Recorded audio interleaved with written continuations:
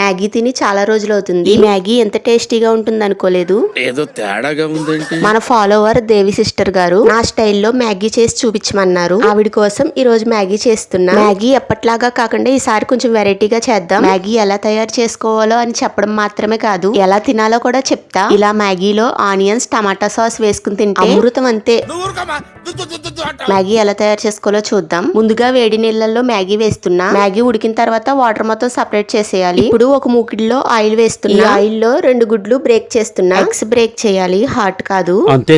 అంతేగా ఇప్పుడు ఇందులో కొంచెం ఉప్పు, కారం వేసి వేయించి పక్కకు పెట్టుకోవాలి. ఎగ్స్ పక్కకు తీసిన అదే మూకిట్లో గ్యాస్ ఆఫ్ చేసి వెల్లుల్లి, ఉప్పు, కారం, మిరియాల పొడి, అలాగే మ్యాగీలో వచ్చిన మసాలా పొడి, సోయా సాస్, అలాగే టమాటా సాస్, 2 స్పూన్స్ ఆయిల్ వేసుకుని ఒకసారి మొత్తం మిక్స్ చేసి అప్పుడు స్టవ్ ఆన్ చేయాలి. ఇది మొత్తం 2 మినిట్స్ వేయించి మళ్ళీ స్టవ్ ఆఫ్ చేసుకోవాలి. ఇప్పుడు ఇందులో మ్యాగీ, అలాగే వేయించి పెట్టుకున్న కోడిగుడ్డు, కొంచెం కొత్తిమీర వేసి మిక్స్ చేసుకోవడమే. అంతేనండి, మ్యాగీ అయితే రెడీ అయిపోయినట్టే. మన ఫాలోవర్ దేవి గారు అడిగిన మ్యాగీ రెసిపీ అయితే రెడీ అయిపోయింది. మీకు కూడా ఇలాంటి రెసిపీస్ కావాలంటే ఫాలో చేసి కామెంట్